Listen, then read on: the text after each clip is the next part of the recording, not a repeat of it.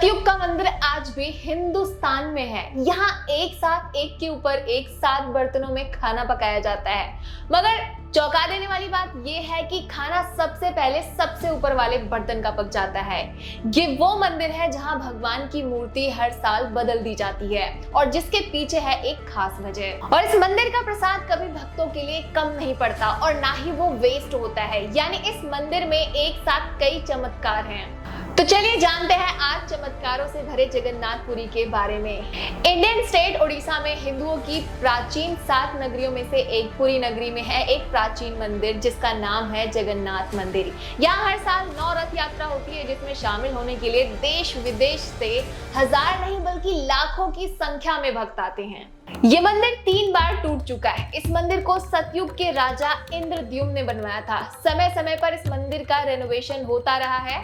इस मंदिर का सबसे पहला प्रमाण महाभारत के वन पर्व में मिलता है। प्रेजेंट में जो मंदिर है वो 7वीं सदी में बनवाया गया था और इस मंदिर के आसपास लगभग 30 छोटे बड़े मंदिर और भी हैं। ये दुनिया का एकमात्र ऐसा मंदिर है जहां श्री कृष्ण, बलराम और सुभद्रा की अधूरी मूर्तियां विराजमान हैं और वो भी लकड़ी की। मूर्तियों के अधूरे बनने और लकड़ी की मूर्तियां बनाने के पीछे एक लंबी कथा है जो राजा इंद्रद्युम्न और उनकी पत्नी गुंडीचा से जुड़ी हुई है। राजा इंद्रद्युम्न जो मालवा प्रदेश के राजा थे और हुआ कुछ यूं कि एक दिन उन्हें सपने में भगवान जगन्नाथ जी ने दर्शन देकर बताया कि भगवान की मूर्ति की स्थापना करो।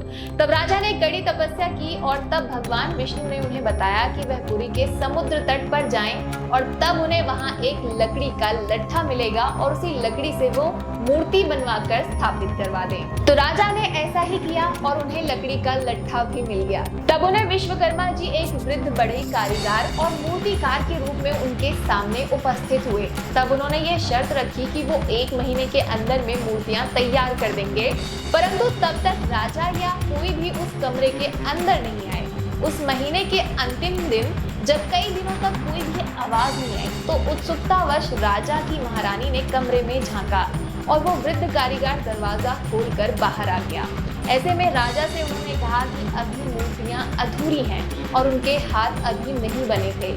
राजा के अफसोस करने पर मूर्तिकार ने बताया कि ये मूर्तियां ऐसे ही स्थापित होकर पूजी जाएंगी।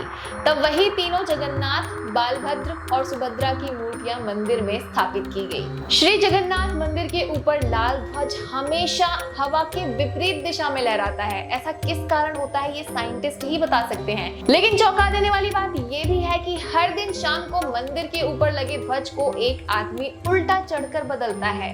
मंदिर के पास खड़े रहकर इसका गुंबद देख पाना असंभव है क्योंकि मुख्य गुंबद की छाया नहीं बनती है और ये किसी भी समय इनविजिबल ही रहता है। और साथ ही भारत का ये सबसे भव्य और ऊंचा मंदिर है। ये मंदिर 4 लाख वर्ग फुट क्षेत्र में फैला है और इसकी ऊंचाई लगभग 214 फुट है। पुरी में किसी भी स्थान से आप मंदिर के शीर्ष पर लगे सुदर्शन चक्र को देखेंगे तो आपको वो हमेशा अपने सामने ही लगा दिखेगा। इसे नील चक्र भी कहते हैं।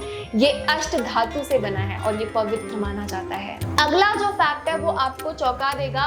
मंदिर के गुंबद के आसपास आज तक कोई भी पक्षी उड़ता हुआ नहीं देखा गया। इसके ऊपर एरोप्लेन भी नहीं उड़ाया जा सकता। मंदिर के शिखर के आसपास पक्षी उड़ते हुए नजर आते ही नहीं है, जबकि देखा गया है कि भारत के अधिकतर मंदिरों के गुंबदों पर पक्षी बैठ जाते हैं और या फिर आसपास उड़ते हुए नजर आते हैं। हालांकि यह भी कहा गया है कि जिस भी दिन ऐसी घटना होगी तो अशुभ समय प्रारंभ हो जाएगा। यह भी माना जाता है कि जगन्नाथपुरी में दुनिया का सबसे बड़ा रसोई घर है और यहाँ भगवान जगन्नाथ जी का प्रसाद 500 रसोइये 300 सहयोगियों के साथ बनाते हैं। यहाँ लगभग 20 लाख भक्त भोजन कर सकते हैं और इस मंदिर में प्रसाद की एक भी मात्रा कभी भी व्यर्थ नहीं जाती। कहा जाता है कि मंदिर में प्रतिदिन प्रसाद 20,000 लोगों के लिए ही बनाया जाता है, लेकिन त्योहार वाले दिन 50,000 लोगों के लिए बनाया जाता है। लेकिन कहा जाता है कि अगर किसी भी दिन लाखों लोग भी आ जाए तो भी प्रसाद वो ग्रहण करके ही जाते हैं और प्रसाद कभी भी कम नहीं पड़ता। मंदिर की रसोई में प्रसाद पकाने के लिए भी अलग तरीका अपनाया जाता है। 7 बर्तन एक दूसरे पर रखे जाते हैं और सब कुछ लकड़ी पर ही पकाया जाता है और सबसे पहले ऊपर वाले बर्तन में प्रसाद पक जाता है,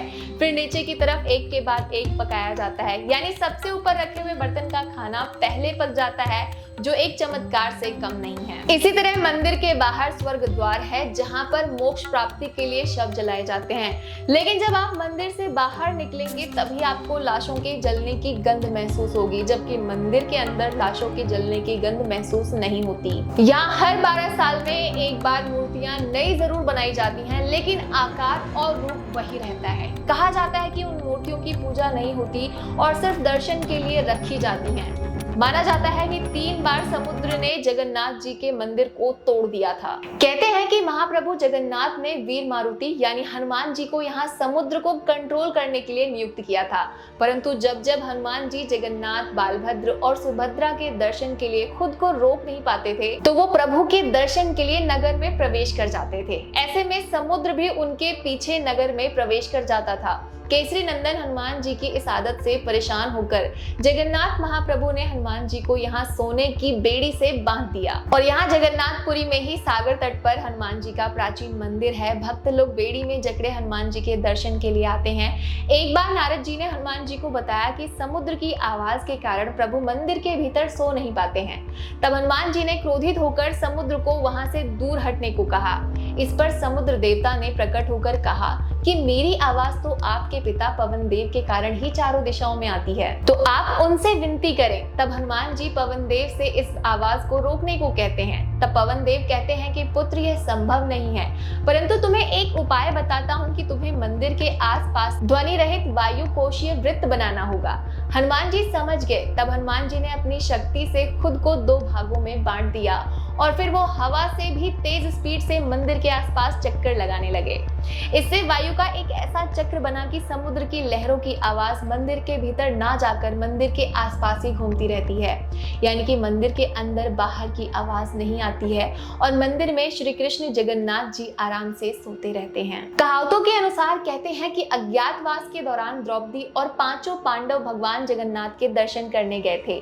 प्रभु जगन्नाथ के मंदिर के अंदर पांडवों का स्थान अभी भी मौजूद है और ऐसा कहते हैं कि भगवान जगन्नाथ का जब चंदन यात्रा किया जाता है तो 5 पांडव उनके साथ नरेंद्र सरोवर जाते हैं और आज भी श्री मंदिर में 21 दिवसीय चंदन यात्रा का आयोजन होता है। ऐसे में श्री मंदिर से 1 किलोमीटर की दूरी पर मौजूद नरेंद्र सरोवर तक यात्रा निकलती है।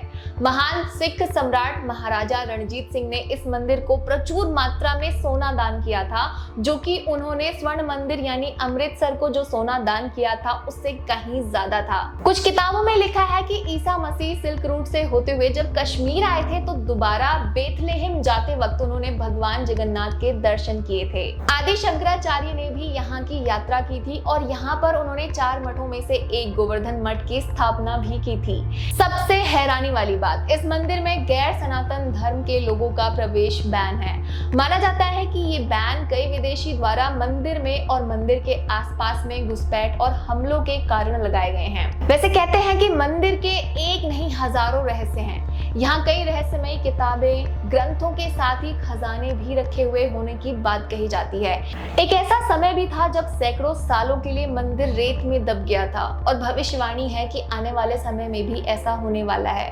तो कैसा लगा आपको जगन्नाथपुरी टेम्पल के बारे में ये वीडियो? कमेंट्स में बताना। और अगर आप चाहते हैं कि हम हमारे इंडियन कल्चर पर और भी वीडियोस बनाएं तो आप हमें कमेंट्स में सजेस्ट कर सकते हैं। बाकी सब्सक्राइब करना ना भूलें। AGSKI 360। मिलते हैं आपसे अगली वीडियो में।